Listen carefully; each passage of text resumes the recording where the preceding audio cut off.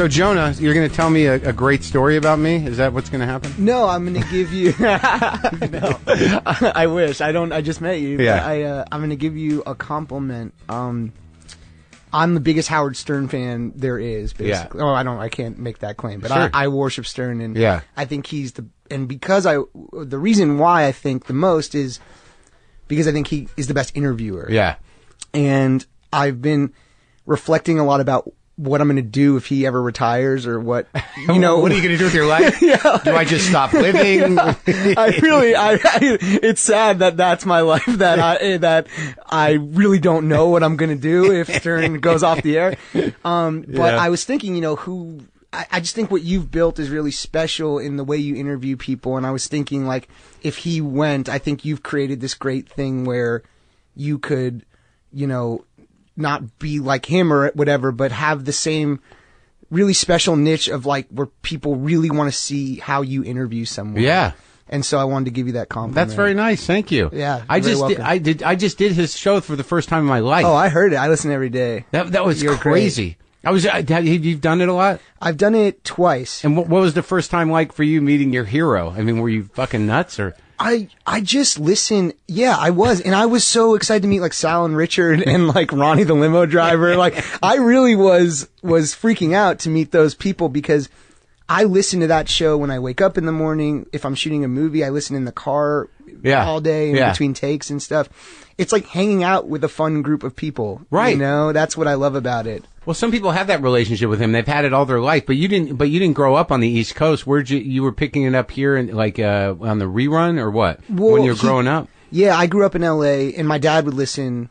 So I listened with my dad. Your dad from the East Coast? My parents are both from New York, Long Island. So did they know him did they listen when they were in New York, or how long had they lived here? Or they lived here a long time? They've lived here. They've been together since they were 14. Oh my God. Which is crazy. Yeah. And they went to summer camp together on the East Coast. And then my dad moved out here when he was 14. So they were long distance for, like, a long time of that period.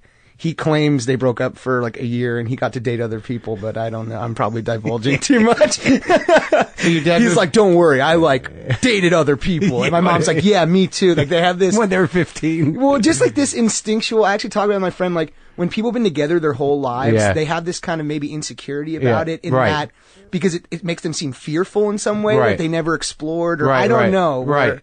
I don't know. Well, no, it's hard for me to know, having, I've destroyed whatever mystique any sex has anymore. Yeah, I was watching your show. yeah, right. But that girl on your show, the woman, Nora? Nora is so great and so beautiful. I want you to be with her on the show so badly. Even though she's a bizarre character, I find myself, like, why won't this schmuck date her? Like, she's great, even though she's eccentric. Yeah. She's. Why would this schmuck? Why would this old, aggravated schmuck stay with this beautiful young woman? Yeah, he's like pushing her away at all turns. I know. Well, I mean, I ended up with the woman she's based on, so I think there's promise. Fantastic. Yeah, man. if we get another season, we're gonna have to explore that. That's cool. Well, I mean, there's something to be said for, but I know what you're saying with that weird kind of, like, they don't want to be judged as people that didn't live life and because they committed and they love each other. It's like defending your life. It's like this fear thing, Right. Well, also there's there's two paths. There's the path of commitment and loyalty and love, and then there's the like Harry Dean Stanton, right? Alone at Dantana's, looking for pussy. Have you ever seen that documentary? I just Dig? saw it. Oh, Have you no. seen Dig? No. Oh, it's my favorite doc. It's so good. It's about the Brian Jonestown massacre and the Dandy Warhols. No. But it's about these bands. These, like, at the time they were like small LA bands. I think I don't know if I watched the whole thing right. But what happened? But they just have the Brian Jonestown massacre are these guys, and they have drug problems, and they're having this party at this like really crappy house, like whatever.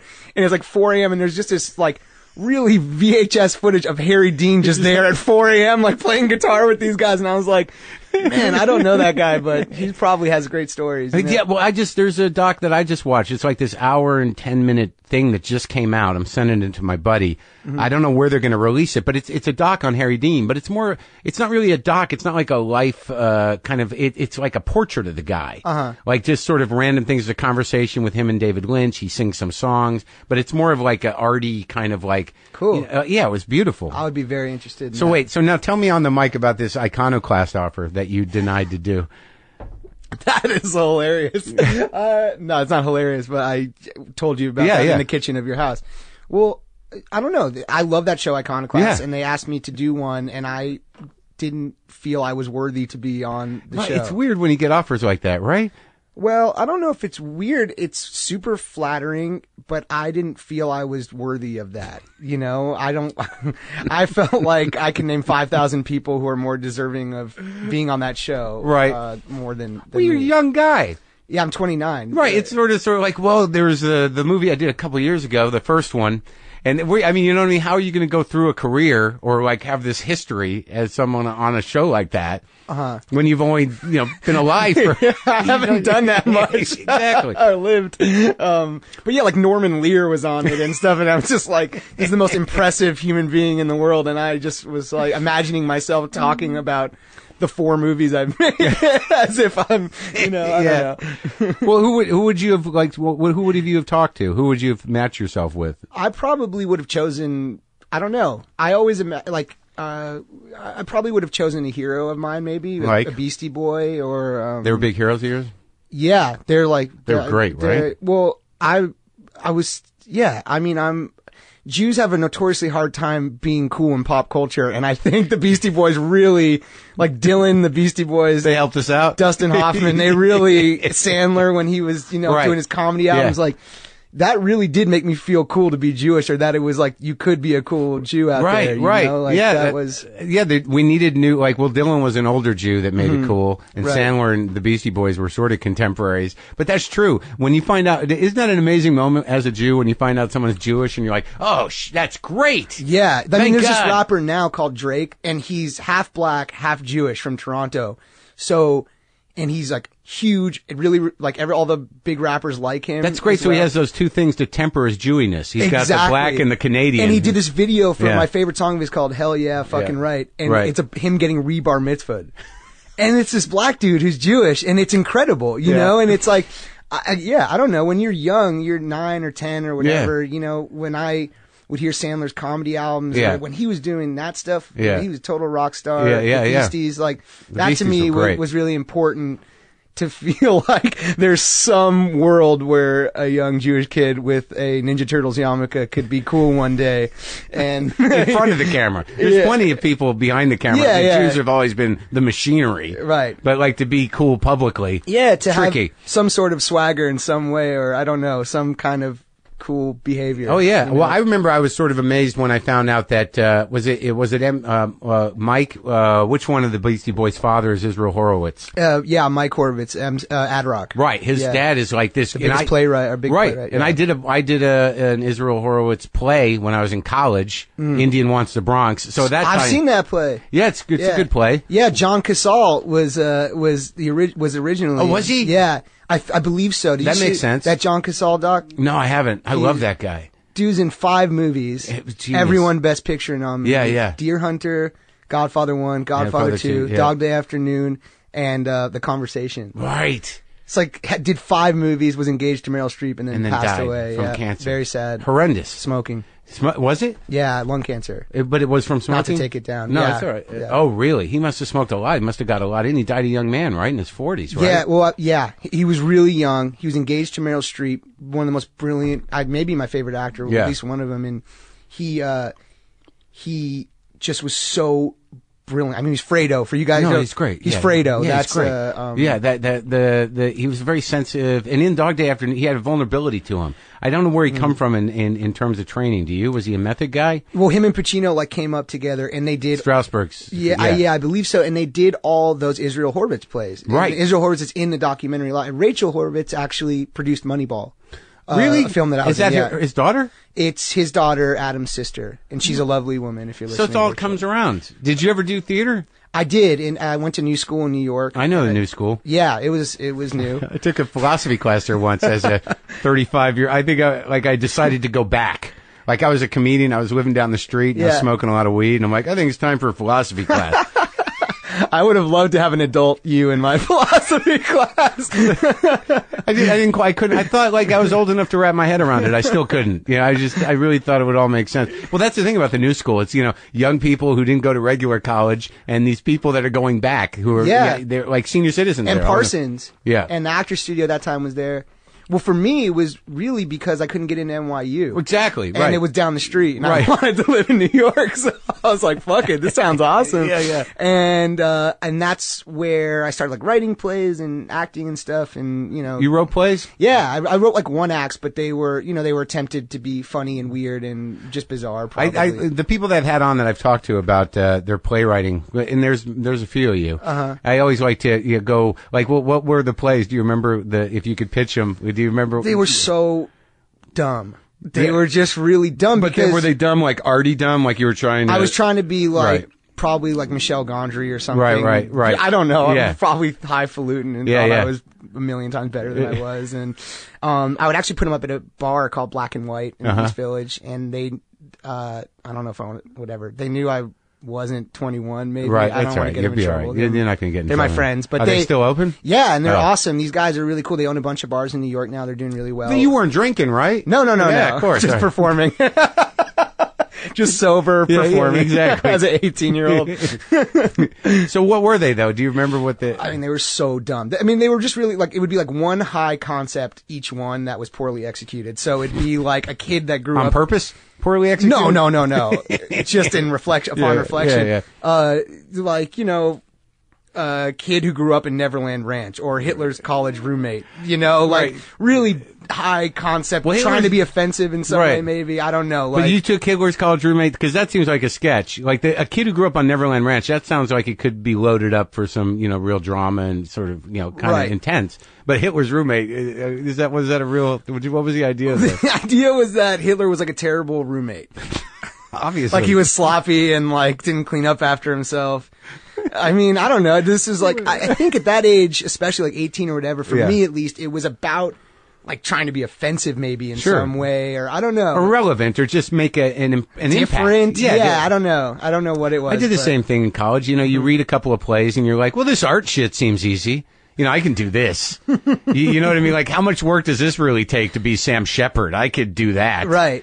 Yeah, I did. I remember one time I had an opportunity to do this. They did these short scene one acts as a showcase thing, and I wrote. Well, everyone just wrote comedy, and I was like, I just wrote this 10-minute, completely poetic, ridiculous Sam Shepard ripoff thing that no one understood, no one laughed, and when everyone was sort of baffled with sort of like, okay. I was like, yeah, see? Too deep, huh? Yeah. Over your heads, motherfuckers. I think, like, if you ever say the term over your head, it just means that you weren't good. Yes, exactly. Yeah, right. Exactly.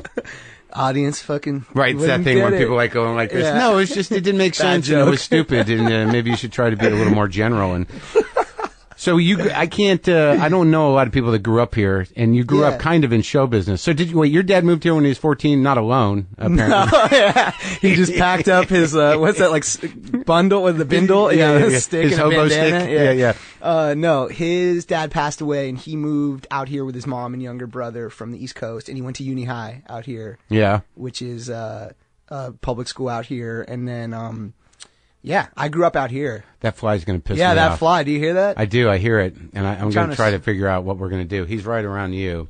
Does this happen often? No. But I'm trying to decide whether we're going to deal with it or what we're going to do. Hold on. I think he's still. I see him. I can't spot him. I see him. Is it on my face? No, it's right here. Is he on the ground? Is he hurting? He passed away. Yeah. I think he's no longer with us. No, I've never had a fly situation before. You shouldn't take it personally. I brought my pet fly. Oh, what? You bastard! You killed Andrew. So, all right. So he comes out here. Yeah. And he goes to where? Uni High. What is that? It's a high school on like Barrington, maybe. Yeah. By Santa Monica. Right. Yeah. And then you go. And what business does he get into? He's an accountant for show business people. So okay, so he's in the business. Yeah, but just in. It's funny, like, because people over the years have been like, "Well, your dad was in show business or whatever." I know. But like, how often do you kick Yeah. it with your accountant. It Yeah. wasn't like people were like, Yeah, he pulled some strings for you, didn't he? yeah, it wasn't like I, you know, like rocks. It was for mostly music people. Yeah. It wasn't like a bunch of rock people wanted to hang out with their accountant or whatever. It wasn't like, he's a very humble, really hardworking, by the numbers guy. I Yeah. love him very dearly. Yeah. We're really close. And my mom is this really wonderful, eccentric woman who, my dad being an accountant was more so like, why is my son not normal or walks an unorthodox path, right? I think that's you think he framed it like that way originally? No. Why is He's he probably doing- like, what the fuck is wrong with this kid? Why can't he do math? And my mom was more like, Groovy? you know, yeah, she just was like really accepting of eccentricity and was like, I don't think you're meant for like college, or I don't think you're meant Right. for whatever path Structure, the other yeah. kids are on, you know? And so I'm really grateful to both of them. What did she do? She was a costume designer back in the day, but she's had many, many jobs. She's like entrepreneurial and Yeah. raised 3 kids, but also every kid after they were a little grown up was able to start her own kind of thing. She's very impressive in that way. What'd your other siblings start? What did they do? Yeah. My younger sister Beanie's like my best friend. She's 20 and Yeah. she goes to Wesleyan. She's super cool. Oh, that's good school. Does like musical theater. Yeah, yeah. Really amazing girl. And my older brother Jordan manages bands. Yeah? Yeah. So so you all kind of did your own thing. Yeah. And everyone's cool. Like, we're a very close family, and to me, that's what I look at as like the foundation of everything I am. That's and great. have, And they're you know? still together? It's amazing. My folks, yeah. Yeah, it's amazing. Yeah. And that is sort of a weird rap that people do when they don't know what show business is. They're like, oh, his parents were in the business. It's like, it's a huge business. It could be a gaffer. I mean, what does that mean? Well, my dad always says about LA is like everyone's in show business. Yeah. Even if you're a dentist, you're like the dentist to Yeah. Mark Maron or whatever. He's always like, yeah, that guy's killing. That guy. Yeah. My dentist is a rock star. He's always here for rock star parties, right? Yeah, like, yeah, you know, and my house was like just a nice, quiet, cool people, you know. And you went to that weird school, right? Crossroads, yeah. 'Cause What would you call it? Is that what you were referring to? Yeah, yeah. I liked it, but No. I don't know anything about it other than you know I read some. I read a kind of weird book. I don't remember. It was a crazy Vanity was like- Fair article about the school like a few years ago. It was like a Montessori school for older kids, right? Like you just yeah, like we went to Ojai and like talked about our feelings and stuff. right, and, right. Yeah. There was finger painting and pottery. What, Yeah, like we called our teachers by their first names and stuff like what was that. the angle on that school, and how'd you end up there? I ended up there because I went to a really rigid school and kind of got asked to leave or kicked out, however I you did want to too. phrase it. I knew we were kindred spirits. Yeah. What was your particular crime? Just being a smartass? I think, yeah, I was just very, very uninterested in school and structure. I don't know what that means, but I really didn't like that school because the kids, like at an artsier school like Crossroads, it attracted more artsy, interesting kids Sure. to me, in my opinion. Yeah. Like those kids from that school were great. Yeah. But they weren't the elk that I am, maybe, or the Right, same no, kind of vibe, whatever I get it it. is, you know? And so when I went to this other school in 10th grade, Yeah. I made all my best friends that I still have to this day. At Crossroads? Yeah, yeah. They had a film class there. I saw like Cabinet of Dr. Caligari and all these weird, cool films and David Lynch movies and you were able to make your own little movies, and that wasn't the whole school. It was a really good school, but I'm very excited and lucky that I got to go to like an artsier kind of school at that age, because it did turn my life in a better direction. Because I felt like, oh, there's other weirdos, you know, there's other people. They're there in regular high schools, but you know, you got to find them. Right. And this other school just attracted more people who were down the more straight and narrow path. Well, how did you how did you fuck up? I mean, were you did you disrupt classes? Did you not go to, did you make teachers cry? I was a really like wild, that like middle school area. I was very wild. Like in how? What was your thing? Joking around, you know, you weren't messing with teachers, trying to make my friends laugh. It was really like, you weren't a vandal or a criminal. You were just a no. a guy I like to be bad. Right. It was like fun. There was a real excitement in being naughty. is a really like weird word to use. You're a funny guy, right? So you're a naturally funny person. I like to hope so. No, yeah. you have a gift for it. I know that. Well, thanks, man. And, Me too. Well, I appreciate that. But the thing about that is that you realize, whether you're conscious of it or not, is that you can easily usurp any sort of authoritarian situation with just a line. You can take over a class like that. And you're like the go-to guy. Like, you got a teacher and all you got to do is go, nah, man. And then like, if that's the secret, I'm really happy you just gave it to me. The ultimate joke. Right, yeah. But then all the kids are like, ah. And then the teacher's like, but Jonah. Well, I don't know if you ever found this, but when I was growing up, that was like I'm really fascinated. You ever watch these TED Talks? Yeah. On the Netflix. Yeah. On the old Netflix. Yeah, sure. But I watched this one about like how people really want to. They use checklists to put people in boxes, whatever it is. You want to just immediately give someone a title. Yeah, that guy's this and this and this. And you just go, okay, well, she's tall and pretty and smart, and right. he's really funny. Right. And so I think if you met me growing up or now, you'd probably maybe say he's funny. So when I was just a kid, I just liked to make my friends laugh. I liked to make my parents laugh. I saw the joy that it brought them and brought me. But did you like pissing teachers off? I hated all my teachers until I got to this new school. And what I learned about humor at a young age was it was something that can cause and alleviate trouble. Right. So you can cause something really crazy to happen with a joke, but you can also fix it or remedy it in some way with a joke. So Sure. You hurt somebody and then you go, come on. Right. Or I get in trouble and then I'm like, go to the principal and tell him what I said. And if this, sometimes they would think it was actually funny. Right. And so they would be nicer to me about the punishment or whatever. You know? The charm element. Maybe. I don't know.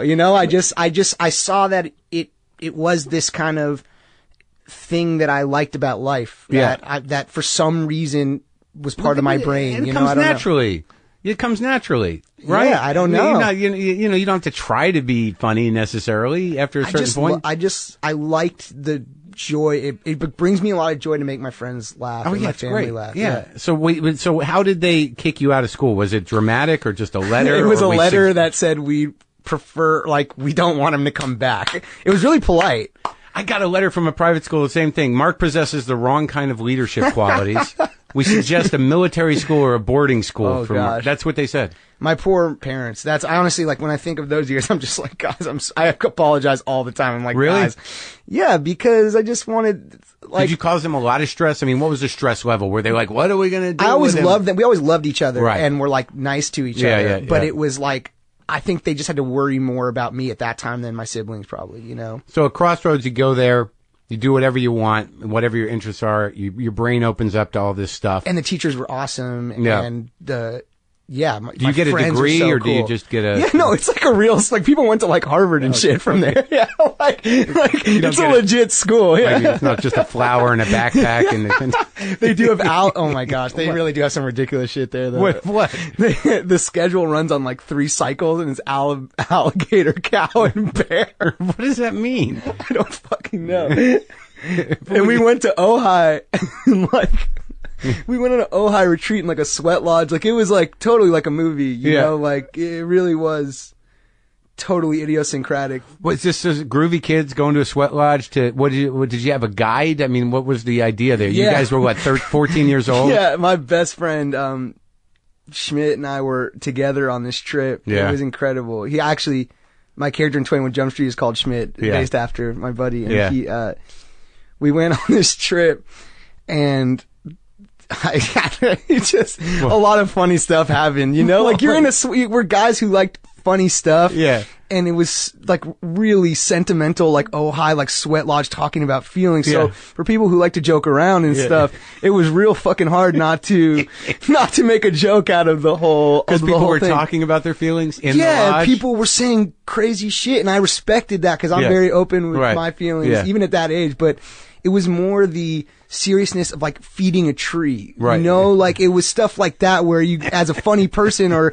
someone who likes to mock things, maybe it's hard not to mock. It's hard not to, and you want to be respectful, but you also to your friend are like, are you fucking seeing this, man? Like they're giving food to a tree, like that's crazy as a 17-year-old. Oh hell yeah, man! New agey bullshit is easy to make fun of. It's so easy, and it's also easy to see how it like. like it's one of those things as you get older, I think, or maybe mature in some way, you see how like yoga, I would have never done yoga or something, right? But my best friend Kyle, this girl from high school, is a yoga teacher, and I did some yoga with her, and I really liked it. I thought it was really cool. But when they talk about like the stuff in certain language they use, is still funny to me, even though I know it helps people and makes them better people. I understand exactly what you're talking about, because I think I have the same thing. It's that, you know, you sound like you're a very sensitive guy. You're very empathetic.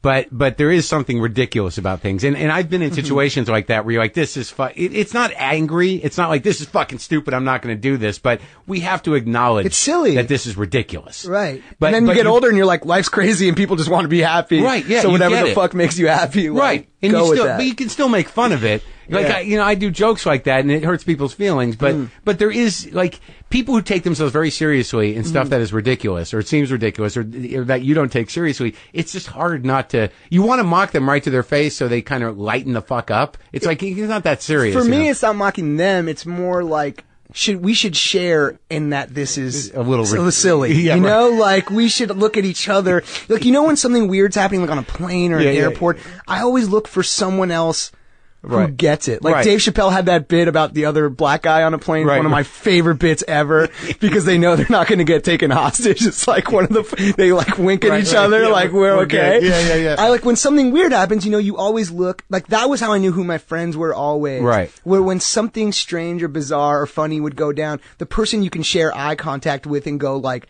this is fucking crazy, right? You know? Yeah. And so I love that when you're with a stranger, or you're in a weird place like an airport, this weird like stop on life, and you get to share that moment with someone, like two people screaming at each other, and you see a person and you're like, that's fucking crazy, right? Like, you're like, we're all noticing this, you know? Well, there was a woman on a plane recently that was doing yoga. Like, she got up and started doing yoga in the aisle. And I understand you're stretching, you've been sitting down a lot, but it's fucking ridiculous. Right, you're in public. You're in public. You're on a plane. You know, and it's a very fine line between looking around and acknowledging. Do you say something, or what's your deal? Like, how do you handle that kind of scenario? Well, I really tried to not say something first, because my mouth has gotten me into trouble more so than not, because your natural because there's a fine line between being funny and being a fucking bully. Right. Right? You know, there's a fine line between looking for people who see what you're seeing and going like, whoa, that's a fucking dummy, you know, and just being nice about it. So I try not to be, I'll just tweet bad shit. But in the situation, I figure what are the odds? I find your Twitter, on your TV show, your Twitter. Oh, the troll thing? Well, I have a lot of friends, or I have some friends who are performers in some way or another, and I find it really interesting when they look at themselves on Twitter, or they look what people are saying or something. I really don't do that. I think it's like really bad for you. It is bad for you. It's horrible. But I find it interesting that you do do it because you know it makes you feel bummed out or something. I really have a hard time with that every time, because I'll fight, you know, I'll have really weird insult fights with friends, you know, like me and Michael Ian Black or Dave Anthony or whatever. Right. But then I'll engage with a troll, and I'm just starting. I like that episode where you went and found that kid. Yeah. He talks shit about you. This is just some poor nerd kid who's angry. But I have a problem with that. The difference between feeling, you know, that warmth of making someone laugh, but also feeling the warmth of like anger. It's tricky for me. Like, you know, they're both feelings and they're tangible. And one is not good.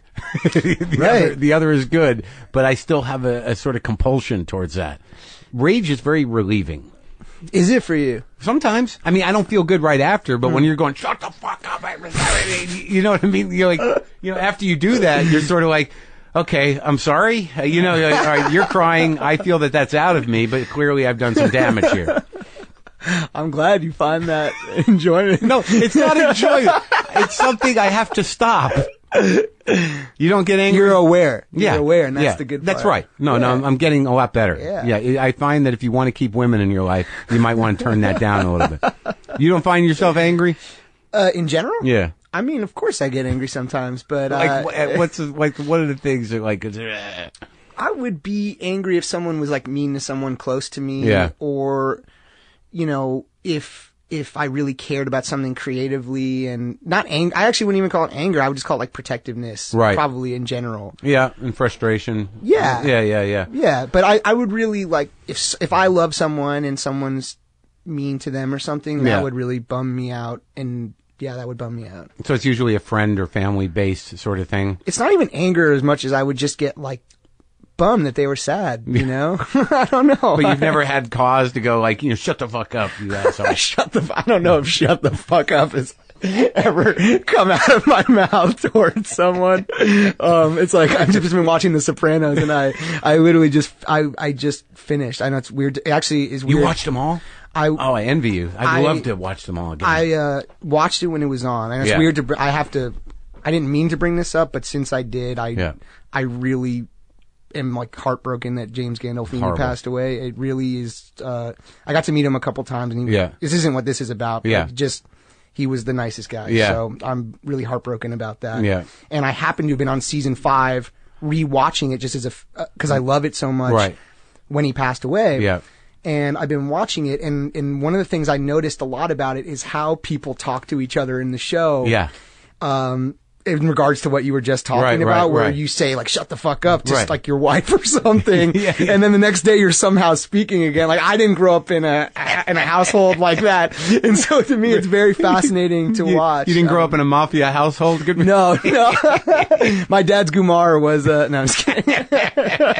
An idea he had. Yeah, it was definitely like in his head. No, he was great, and it was shocking, because like when somebody who was that much of a force of fucking nature just is gone, it's like what? It's like it might be the greatest like character ever. It is, and one of the greatest shows ever. I mean, I would love to start watching that again. And because we're on a comedy show, it's super fucking funny. It is. There's definitely a lot of hilarious stuff. Laugh out loud, hysterical funny. Whenever something, I noticed it this time around, and not to like just make this about The Sopranos or whatever, but like I noticed this thing that they do so brilliantly is whenever someone is going through a modern social problem, they go to Satriel's in the back room, and all the guys who were in the century before, like cavemen, try and work out how they feel about it. And it's always the most brilliant comedy scene, because it'll be like, whether it's therapy or suicide or being gay or whatever it is, and you have these cavemen trying to really work out like what they feel about it, and if they're able to shift perspective in some way into the next century. Like Pat Cooper on the therapy thing, where he's like, what are you telling her? What are you telling? Yeah. Well, the one where I mean, my favorite scene in The Sopranos, and one of my favorite things in anything, is when Meadows' boyfriend Finn had seen Vito giving a blowjob to the security guard, and Tony brings him in to tell all the guys what he saw. Yeah. And he's like, and they're all sitting there and they're all trying to digest this. And he goes, so Paulie, I think, goes like, so he's he's like, so he's getting a blowjob from the security guard. And then the boyfriend, who's totally innocent, goes, no, it was the other way around. And they all explode and like, oh, and then it's like, he's fucking dead, like that, like him getting a blowjob was maybe, they were gonna maybe be able to work that out. He's in control. And then when they find out he's blowing him, it's like it's just these people, they figured out this formula of like these people dealing with problems they're not prepared to deal with in a very funny conversational way. It's great. And even some of the most gruesome scenes are really sort of, they kind of play out as sort of funny. Like when, what's his name, I can't remember the character's name, but when the door's locked on the truck and the kid's in the truck and it runs over his head. Oh my gosh, Phil Leotardo. It's hilarious. On some level. And then the kids are watching, these young African-American kids are watching, and they're like, oh shit, yeah, they do, definitely. I mean, it's graphic and crazy as it is, and that's why, like, what Goodfellas is so funny too. There is such humor within these people trying to figure out. And also that type, modern stuff. Yeah, right. Yeah. The sort of resistance and the way they talk. It's funny. It's very engaged. Mm-hmm. So when was now how did you end up in, I know this is a story you've told, but the first movie you did was a 40-Year-Old Virgin? No, the first movie I was ever in was called I Heart Huckabees. And I saw that movie. Directed by David O. Russell. I like that movie. I love David O. Russell. I love to interview he's one of that my guy. favorites. Yeah, he's a genius. I don't know him super well personally, but how old were you though? What'd you play? Why can't I remember? I was 18 or 19. I was in like 2 scenes. Okay. I was the African guy's younger brother, and we would like collect autographs. And there was one dinner table scene that was more prominently featured in. It's a bizarre movie. Like that guy, he's got real balls he's got balls as a director. It's like a farce. It's like an Ionesco play. It's a completely absurd, weird thing. To me, like, David, as far as like the obvious geniuses, like, Scorsese and Spielberg and all these, people who are the old guard, who are the most, already regarded in that way. I think David O. Russell and Paul Thomas Anderson are like absolutely the guys of this generation that have just made movies that are pushing. They just are ballsy at like every turn. Yeah, and completely different. They're not just hacking on themselves. I mean, David and their O. movies Russell, are different. Like Flirting with Disaster is one of the best comedies like ever, and then you have like The Fighter. There's so many. Fucking Three Kings. Three Kings is fucking amazing. masterpiece. It's amazing. Yeah, and that's and there was some like they're just so funny as well as like heart wrenching. Oh yeah, The Fighter's great. It's great. But that's where that thing that went around where he's yelling at Lily Tomlin. That's where that happened. Do you have any recollection of him being a crazy man? I wasn't around for that. Yeah. But I mean, he is an eccentric guy. At least at that time, I don't know him any longer. I mean, I maybe said hello, but really don't know him. You guys don't all know each other. Once you reach a certain level, you're not just sort of like, I think I'll call David O. Russell. No, if I see him, I would say, David, thanks for I literally every time I see him, just go, hey Dave, I loved whatever your last movie was, and thanks for giving me my first job. So, how'd you get the job? How'd you get the audition for him? I am close with the Hoffman family, Dustin Hoffman, his kids, and Jake and Becky went to school in New York while I was there, and they, thought I was really funny, and I got, close with their family. Yeah. They're really lovely, amazing people. And when Dustin was doing this movie, Howard Huckabees, he asked me to come and audition, or asked David if I can come and audition, and I am so grateful for that. Yeah, he seems. I love Dustin Hoffman. He's amazing. He's my favorite actor, maybe. Yeah, right. Probably. So as a person that you sit at a dinner table with, he's also amazing. He's incredibly funny. He's so funny. He's in good shape. So nice. Super good shape. What does he do? How does he stay in such good shape? I don't know. Is it just genetics? Gotta have him on the show, man. Yeah. Their whole family is like lovely, amazing, inspiring people. So that was the first break. Mm-hmm. And then Judd found you somehow? And then Judd, after that, I did a movie for Adam Sandler's company called Grandma's Boy, which was a comedy that Adam made, and him and Alan Covert, who's a great guy. I'm sure you know Alan. I don't. You don't know Alan Covert? I don't think so. Me and Adam are like in different worlds. I said something that offended him a million years ago, and I don't know if I'm cool. I don't know. Well, I mean, Adam, to me, growing up, like those comedy records to me were, like The Goat, things like that were fucking like mind-blowing to me. Like the Jewish thing I told you about. Definitely. And then Judd, and Seth and Evan and Shauna Robertson and a bunch of amazing people led by Judd came into my life by fortune. And it's crazy to think about now, kind of 10 years later. It's only 10 years, right? It's not even that long. Decade's not, what's happened in a decade is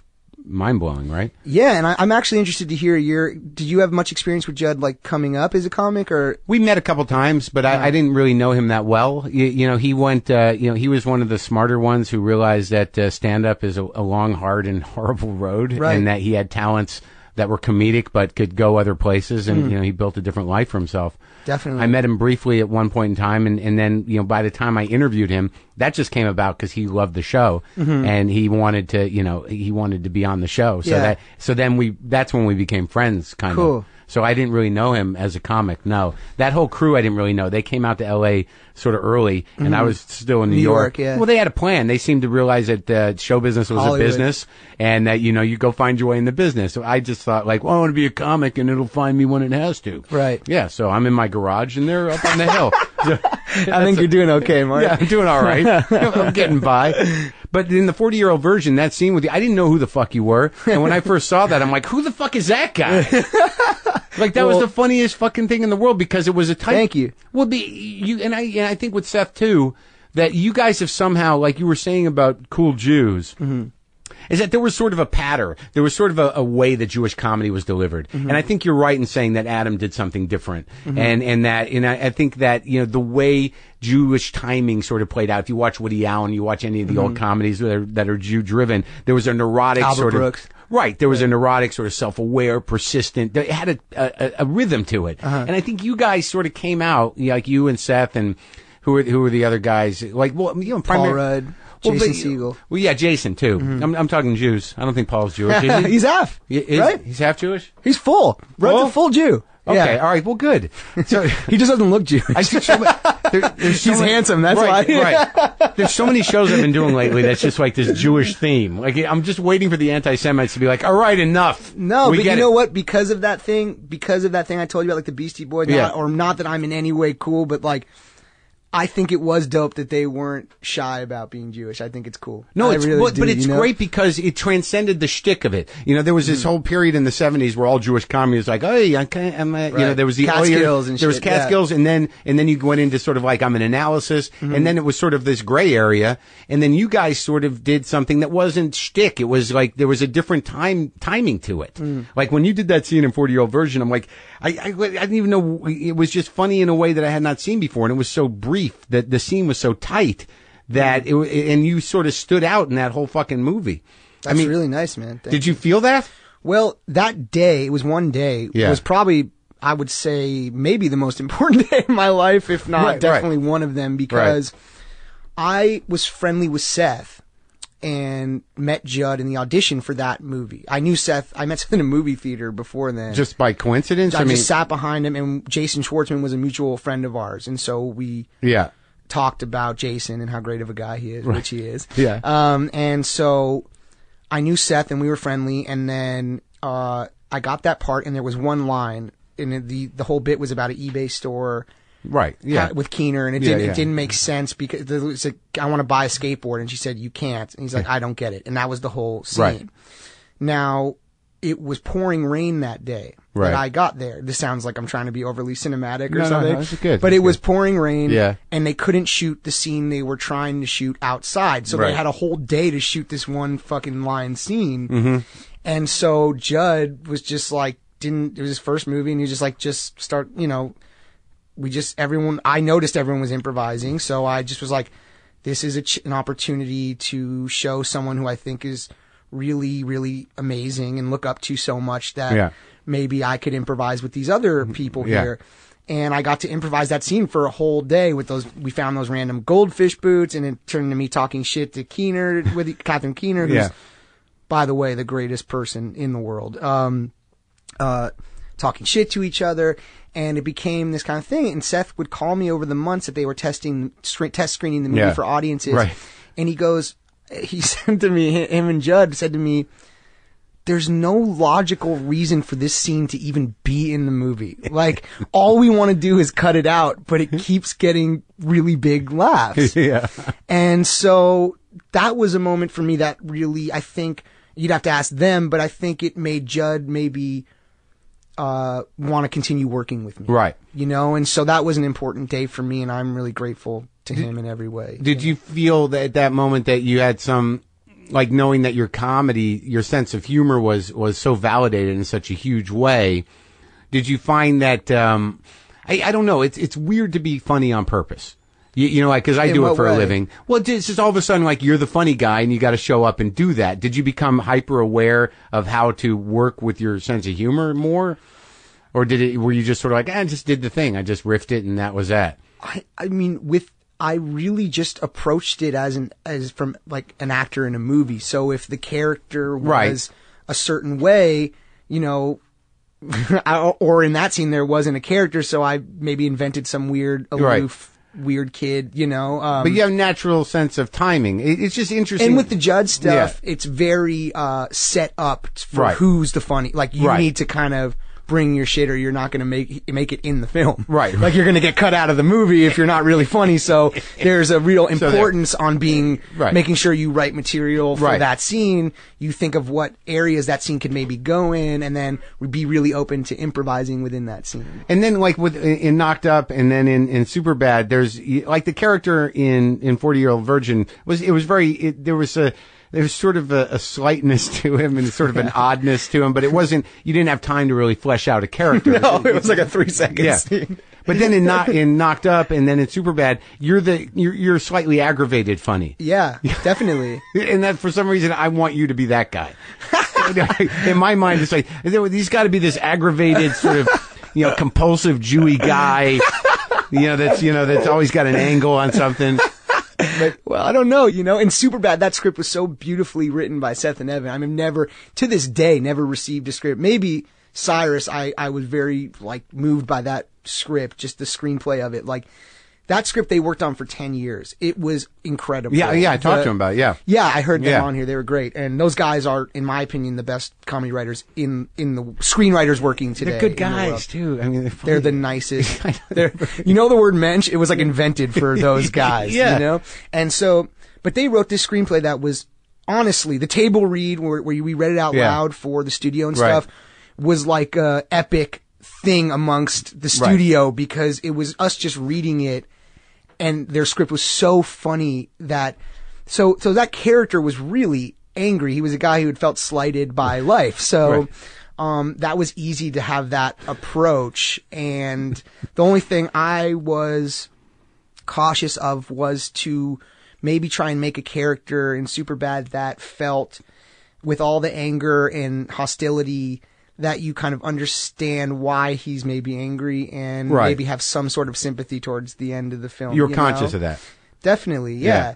I mean, to me, and again, like, I don't want to sound like anything, but I just approach it as an actor in a movie. I love movies. Right. You know, like you grew up doing stand up. Yeah. Like I just grew up watching movies. Right. That's really what I was interested in. So I really love acting in that way, where even when it's a funny role where you have to be really funny, there has to be some realness to the character. You know, you have to make sure the character feels like a person you know in real life, and it's got to be part of you, fully rounded. Yeah. Well, I mean, in Cyrus, would that be the first dramatic turn? That movie? I love Mark and Jay, Mark Duplass has been on this show. Yeah. Those guys are such beautiful. I don't describe men as beautiful people, but they're like have these beautiful hearts. They they can say like some spiritual shit that you wouldn't make fun of. Yeah. You know what I mean? Because it's like they're so pure about it. Practical. They're just lovely. Yeah. And they write like that, and their movies are like that. So basically, I was at a point in my career where Superbad had come out, and I was really intimidated to do another film because people really liked it, and I really liked it. And I had gotten handed this amazing script for Superbad, and like the other scripts maybe weren't like I didn't feel were going to be as awesome as Superbad was. So I took a writing job for Sacha Baron Cohen and worked for him and had a lovely experience on Bruno, the movie Bruno. With Seth, right? Well, Seth and Evan wrote on the Ali G show, which is the greatest thing ever. Did they bring you into Bruno? Were they like... They, I think, recommended me to Sasha, and then, because I wanted to take a writing job. Why? But that's a weird sort of decision. I mean, you were getting a lot of good reviews. You had done some great comedic turns in the career, and you wanted to just write? I would say intimidated I would say scared, or like intimidated to be the lead in another film. Were you afraid of typecasting? I don't know if it was typecasting. Typecasting wouldn't bother me as long if it was an amazing movie. Right. Well, no, but there is some, like, I've talked to enough guys to know, like, I talked to Michael Keaton, who, some people think, kind of, took his career into the ground by wanting to mix things up. Was there a point where you were like, I don't want to be the clown? It wasn't like a clown kind of thing, because Cyrus was, I think, really funny too. Oh, no, definitely. It just was, I wanted to play different kinds of characters. Right. I wanted to challenge yourself. Make sure that I was doing stuff that was different or important to me in some way. And so I was writing for Sasha, and I was lucky enough to get offered a lot of big movies, and I was scared to do them. Like what? It's not important, just because I don't want to be mean to the actors who ended up doing it. But it wasn't.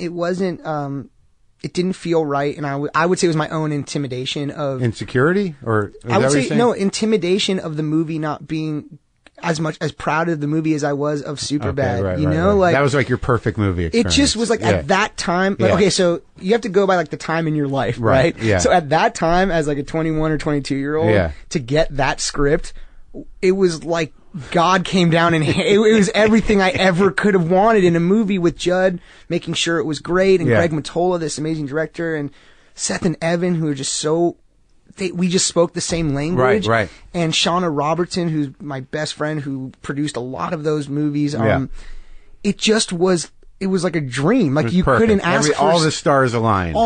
Michael Cera, who I have to, great. Him on your show was really what inspired me to do this, because I talked to him last night on text, and he's just the funniest person I've ever met in my life. Sweet guy too. Genuine guy. The loveliest person. And so it was like scary. You'd read these scripts that maybe were halfway there, or three-quarter, or maybe could be good. And so you were sort of like, I stepped back. Right, and really made some choices. Wanted to become a better writer. Yeah. Until something as an actor really was great to me, you know? So I worked for Sasha and learned so much writing on Bruno with Sasha, and he taught me so much about how to be a better writer. Like what? He works so hard to make these things great, you know? He does not take it easy on himself. Right. And I think Judd is the same way. Right.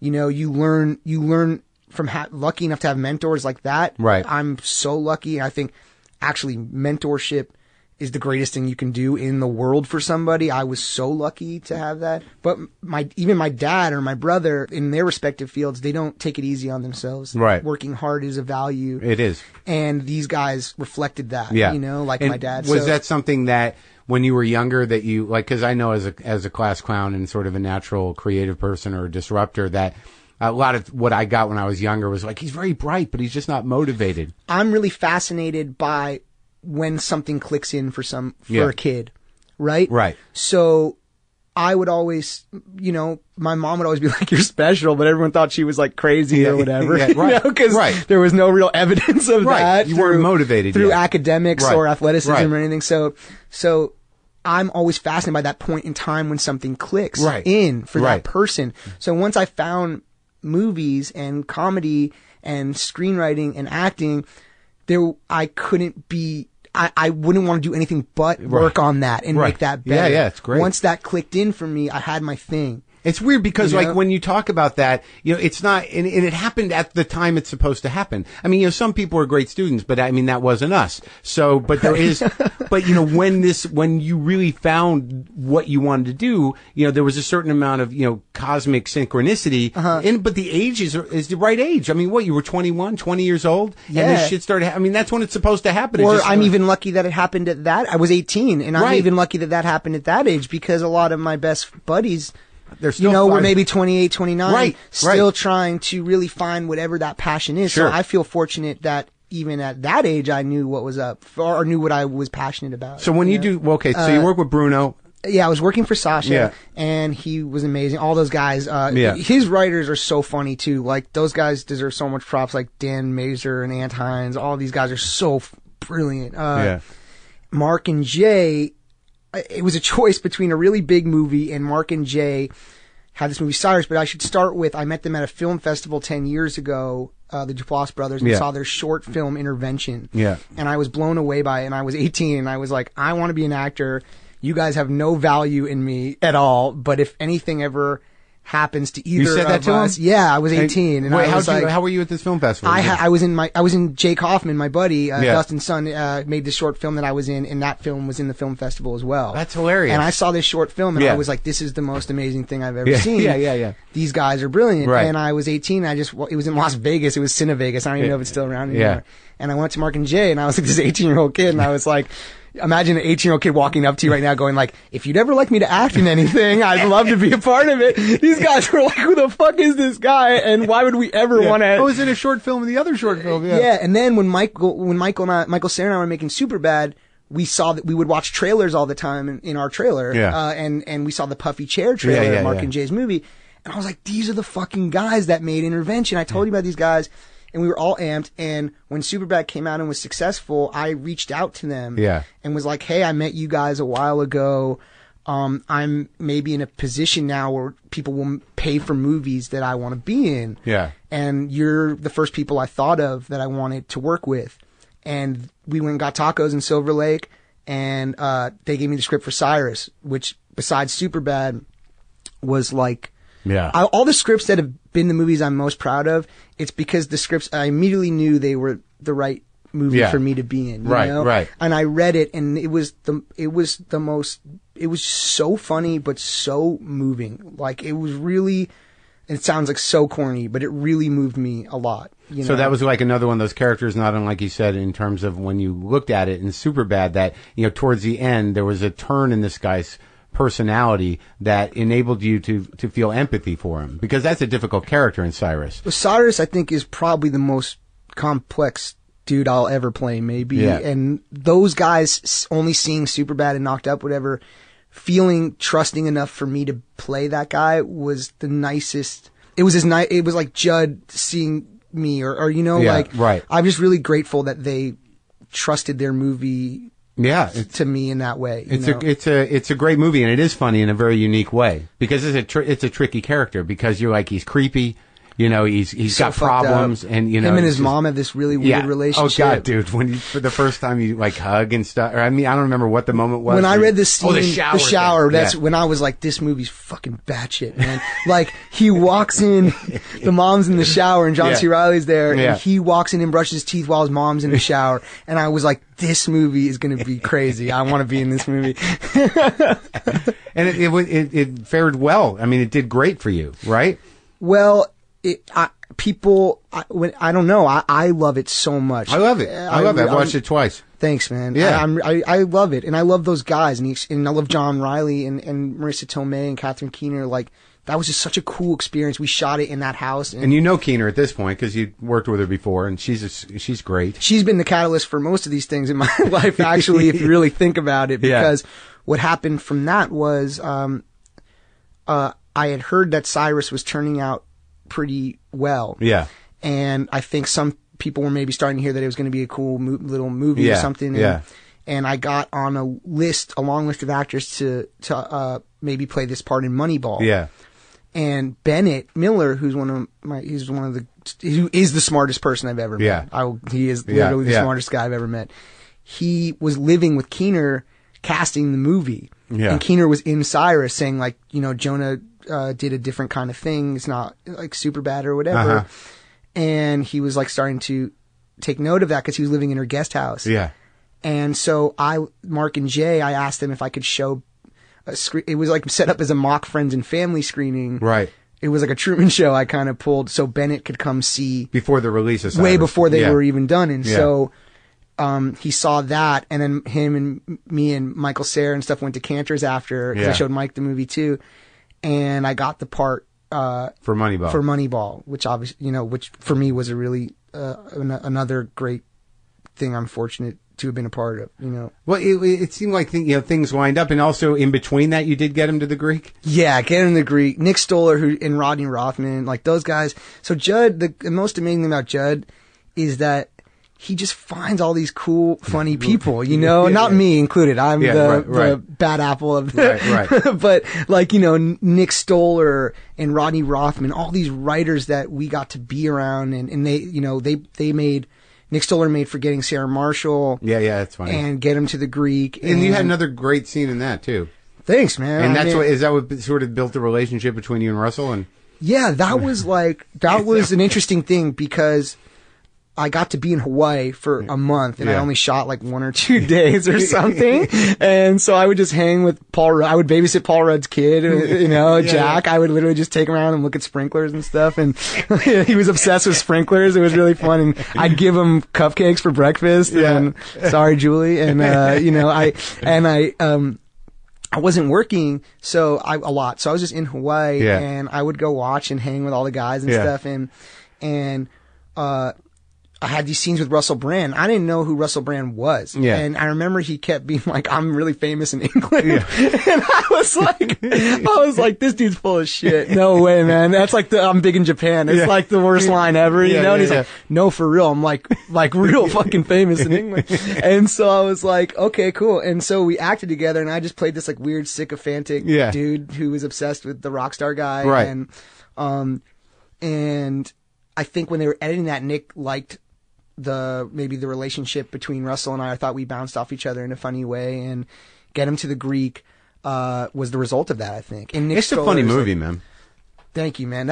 Honestly, Nick Stoller is like the funniest motherfucker ever. Yeah, because that's all him. And Rodney Rothman. And it's very different though, because to do it's hard with those huge, big budget comedies. Like, you know, how far off, you know, how big is the comedy going to get? You know, and how is it going to deter from the story? And you sort of you suspend your disbelief a little bit, because that's the way movies are. But the difference between something like Cyrus and something like Get Him to the Greek, you have to, I watched Heat last night, and I forget that, you know, Heat's the best. Yeah, except for the love scenes. Well, no, I'm thinking of the Heat, the new, the new one. I was talking about the De Niro, Michael Mann. No, that's a good movie. No, the Melissa McCarthy movie. Yeah, is that it's tricky with huge comedies because there are certain things, you know, there are certain indulgences taken in order to get more comedy, you know, where you're watching the story like, it's not going to happen, but it doesn't fucking matter because the comedy is what's important, right? Right. The big set pieces. Right. Yeah. You know, stuff but like that. it just becomes an entertainment. It becomes funny and your dynamic was funny. But that seems effortless to me. What takes more work for you really as an actor when you think about it is doing comedy. It's a weird question because I know, you know, you're an actor, but you're also, you know, a great comic actor. And that seems to be what you got known for. Now you're doing a bunch of other stuff. But comedy, is it easier? Is it easier than drama? Yeah.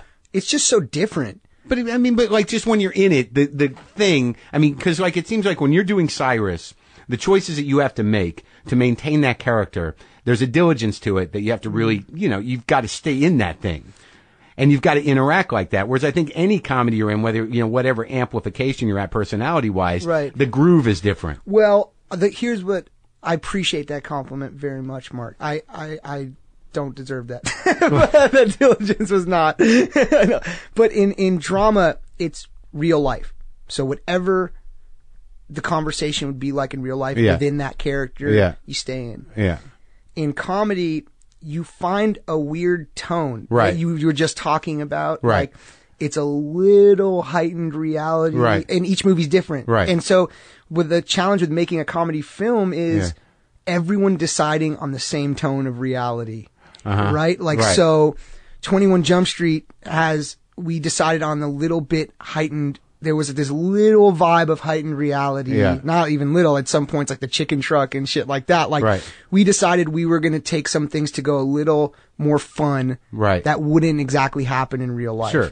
Whereas, you know, like Funny People, Judd's movies, and I think the way Judd's gone as a filmmaker tend to be comedy within real life, and sometimes broad comedy within real life. Right. So, to me, and that's all learning from Judd. Yeah. Honestly, like Judd's a Jedi, dude. Yeah. Like, he just is a total Jedi. Yeah.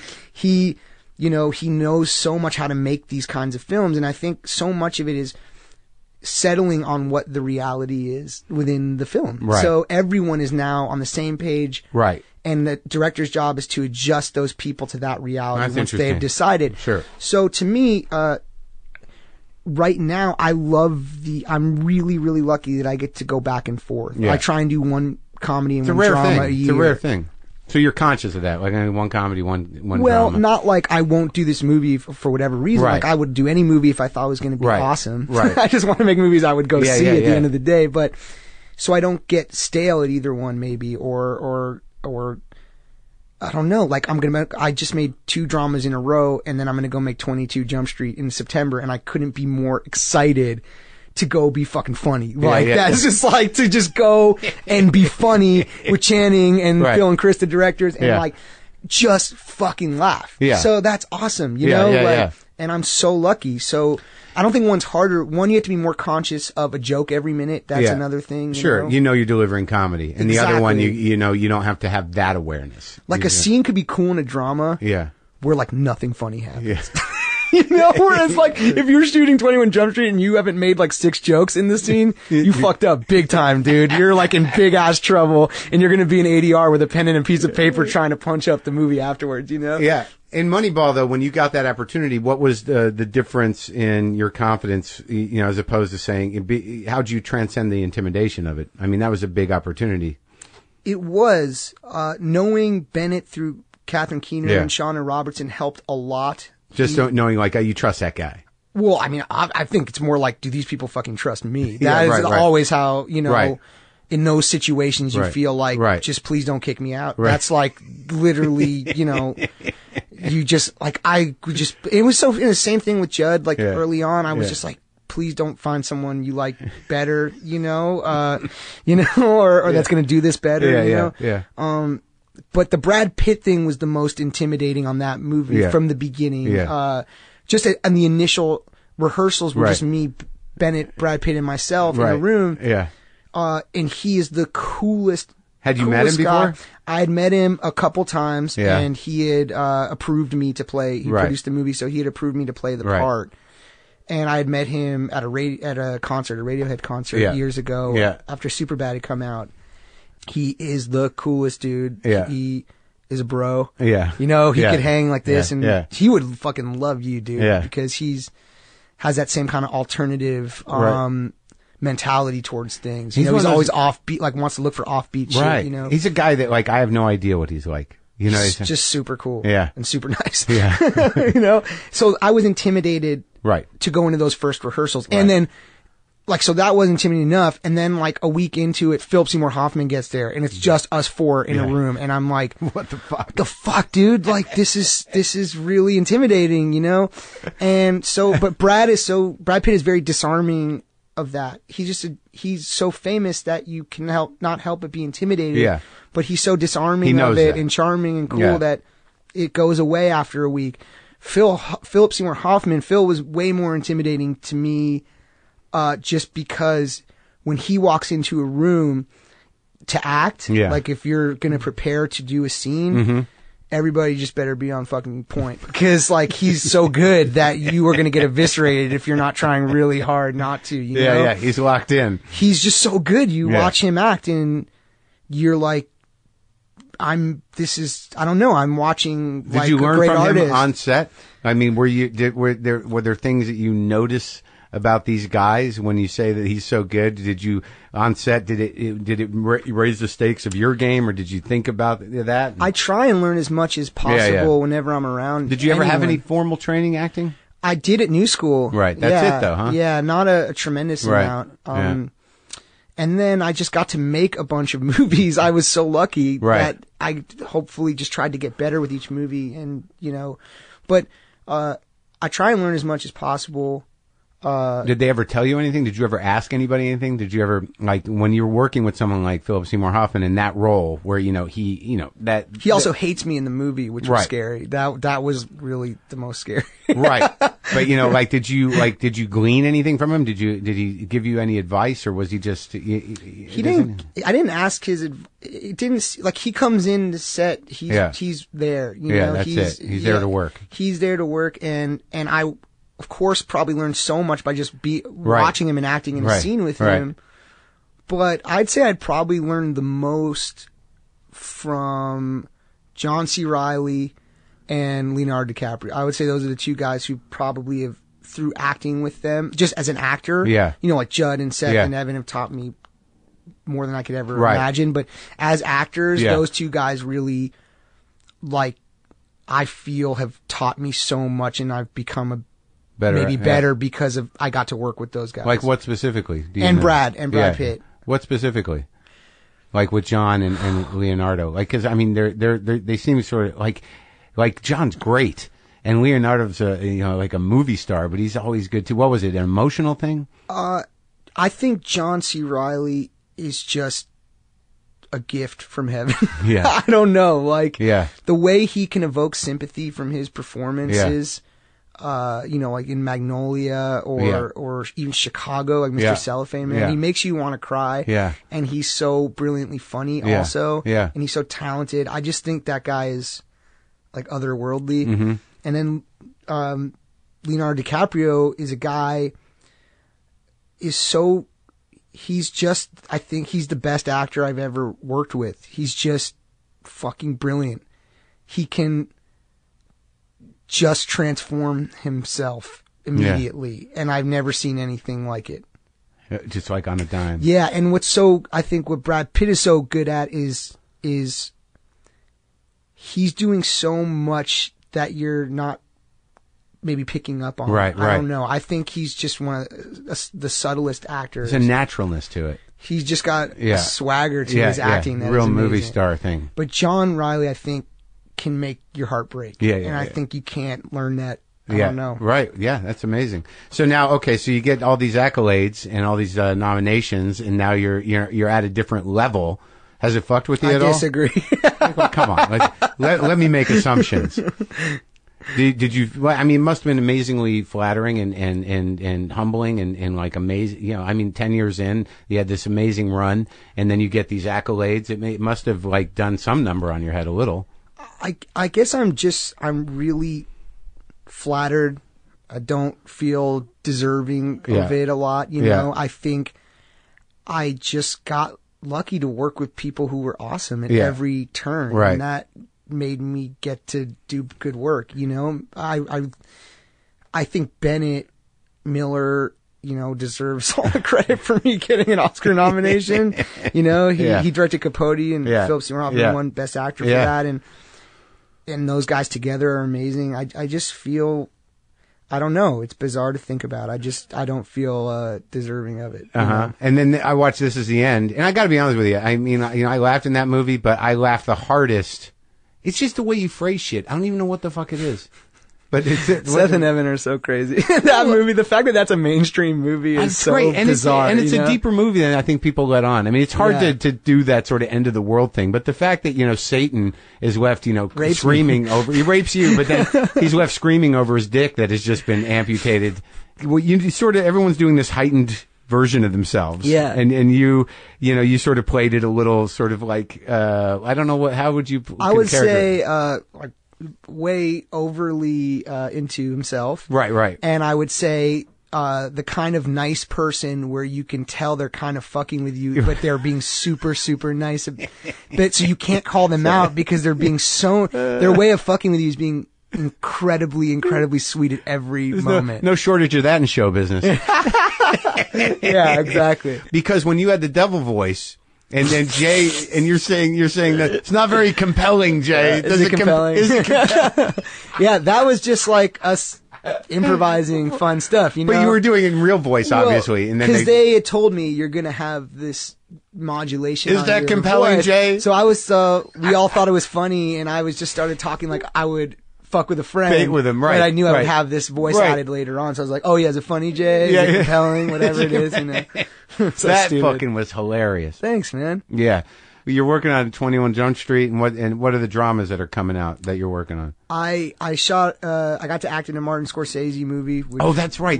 Oh my God. So that's where you met. That's where you got to watch Leonardo. This is recent. Yeah, we finished in January, and that takes place in Wall Street. It is. It's an 80s and 90s Wall Street movie, and we play scumbag Wall Street dudes. You're a good scumbag, right? Yeah, I can't. I'm always typecast as. But is this one of those characters where you're able to find a heart in it, or is there an arc to the character, or not this one? I don't know if anything will be sympathetic about this guy. It was a dream. Like, Goodfellas is my favorite movie of all time. I watch it a couple times a year. Me too. I watch it like once a month probably. Yeah. And so to even meet Martin Scorsese is like the craziest thing ever. Yeah. And I got to be in this movie, and Leonardo DiCaprio and I play partners and best friends. So I get to be in the movie a lot. Mm-hmm. And it just was a complete, like, you know how I said, like, getting super bad at that point in my life was this gift, crazy thing. To get this, I don't feel, I don't know, my luck's about to run out really soon. Well, you know, after a certain point, you know, luck can only take you so far. You're obviously delivering the goods. You know, unless you, I don't know what you would have to do to fuck it up. I'm not sure. I don't know. I wouldn't make that plan. Yeah, no, I hope not. Knock on wood. Well, I'm excited to see that. I think Favreau's in it too, right? Yeah, Jon Favreau's in it. Yeah. And he plays our lawyer. Uh-huh. And, you know, Matthew McConaughey's in it, and Jesus, is it? Have you John seen? Desjardins. Have you seen a cut? Rob Reiner's in it, and I got to hang with him. He plays Leo's dad, and I got to spend a ton of time with him. And for me, that was like a dream, because you know, like when we were talking about in your airport and something weird happens, you can look at each other. Yeah. I got to like kick it with Rob Reiner and like eat lunch with him and be like, what was Princess Bride like? Like, what was Spinal Tap like? What was Stand By Me like? You know, and he's just a filmmaker. I know you interviewed his dad, who's brilliant also, but he's a guy as a filmmaker that really, I think, is cool representation of what maybe I'd like to be like as an actor. In that he's made all these movies and they're all so different. Right. Like Stand By Me and Princess Bride and Spinal Tap and A Few Good Men and Misery and like. He has such an when Harry Met Sally, right, like that quintessential hilarious romantic movie. He's just got such an eclectic filmography that it's crazy. Well, and he started in comedy and was super funny, you know? Yeah, it's great. I think it's a rare thing to continue to challenge yourself. It's easy to sort of get it seems that, especially in comedy, that to get this sort of short-sighted payout for repeating yourself in movies, it happens a lot. You can see it a lot. And to have the balls to, well, obviously the opportunity, but to continue to challenge yourself and do new things it's a great thing as a creative person, as an artist.